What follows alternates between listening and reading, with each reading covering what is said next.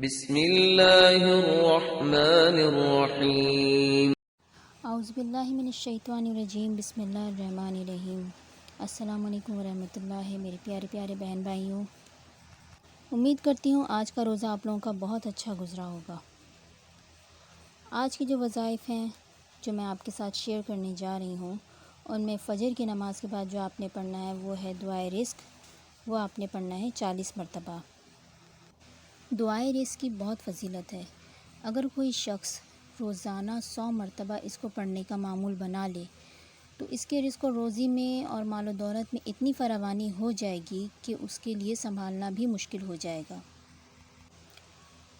ظہر کی نماز کے بعد آپ نے سورہ بقرہ کا اول رکوع پڑھنا ہے 11 مرتبہ۔ اس کے بعد عصر کی نماز کے بعد آپ نے درود ابراہیمی پڑھنا ہے 47 مرتبہ۔ نبی اکرم صلی اللہ علیہ وآلہ وسلم نے ارشاد فرمایا، جو شخص بھی صبح شام 10 مرتبہ درود شریف پڑھے گا قیامت کے دن میری شفاعت کا مستحق بن جائے گا۔ فضائل تو اتنے ہیں درود ابراہیمی کے کہ بیان نہیں کیے جا سکتے۔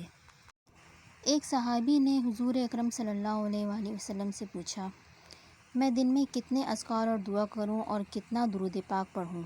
تو آپ صلی اللہ علیہ وآلہ وسلم نے فرمایا، تم جتنا بھی پڑھو اچھا ہے۔ صحابی نے پوچھا کہ میں ایک حصہ درود پڑھوں اور 3 حصہ اذکار کروں؟ تو آپ صلی اللہ علیہ وآلہ وسلم نے فرمایا، اور بڑھا دو۔ پھر پوچھا، کیا آدھا حصہ اذکار کروں اور آدھا حصہ درود؟ فرمایا، اور بڑھا دو۔ پھر کہا، ایک حصہ اذکار کر لوں اور 3 حصہ درود پڑھ لوں؟ تو فرمایا، اور زیادہ پڑھ لو تو بہتر ہے۔ پھر صحابی نے کہا، اگر میں درود ہی پڑھتا رہوں؟ تو آپ صلی اللہ علیہ وآلہ وسلم نے فرمایا، تیری زندگی کے گناہ بھی سارے معاف ہو جائیں گے اور تیری زندگی کے غم بھی اللہ تعالیٰ دور فرمائے گا۔ اتنی زیادہ اہمیت ہے درود ابراہیمی کی کہ اگر آپ لوگ اس کو اپنی زندگی کا معمول بنا لیں تو آپ کی زندگی کے سارے معاملات جو ہے وہ اللہ تعالیٰ اپنے ذمے لے لے گا اور آپ کے سارے معاملے حل ہو جائیں گے انشاءاللہ تعالیٰ۔ بعد نماز مغرب آپ نے سورہ بقرہ کی آخری 2 آیات پڑھنی ہیں 11 مرتبہ۔ یہ سورہ بقرہ کی آیت نمبر 285 اور 286 ہیں۔ ان کی بہت بڑی فضیلت ہے۔ سب سے بڑی فضیلت تو یہ ہے کہ جب نبی اکرم صلی اللہ علیہ وآلہ وسلم کو معراج پر لے جایا گیا تو آپ صلی اللہ علیہ وآلہ وسلم کو ایک تحفہ تو اللہ تعالی نے نماز کا دیا اور دوسرا تحفہ یہ 2 آیتیں تھیں جو آپ صلی اللہ علیہ وآلہ وسلم کو ڈائریکٹ دیا گیا بغیر کسی فرشتے کے ذریعے۔ رات سونے سے پہلے سورہ بقرہ کی آخری 2 آیات پڑھ کر سونے والا ہر آفت سے محفوظ رہتا ہے۔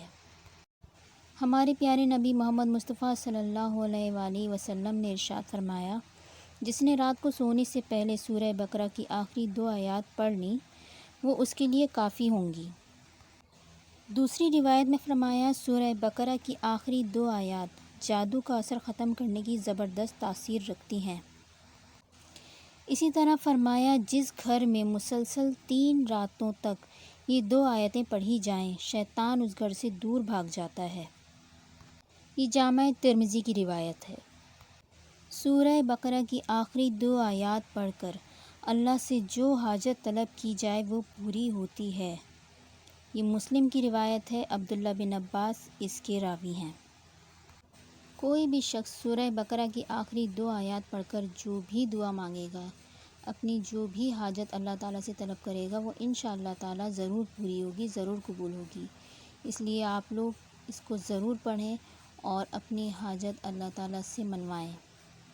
عشاء کی نماز کے بعد آپ نے دعائے پریشانی یا مصیبت 40 مرتبہ پڑھنی ہے۔ یا حیو یا قیوم برحمتک استغیث۔ اگر کوئی شخص چلتے پھرتے، سوتے جاگتے، اٹھتے بیٹھتے ہر وقت اس آیت کا ورد کرے تو اس کی تمام تکلیفیں، تمام پریشانیاں دور ہو جائیں گی۔ اس کو اپنے اندر ایک خوشی سی محسوس ہوگی، وہ ہر وقت خوش رہے گا، چاہے وہ کسی بھی حال میں ہو لیکن وہ ہر حال میں اپنے اندر ایک خوشی محسوس کرے گا۔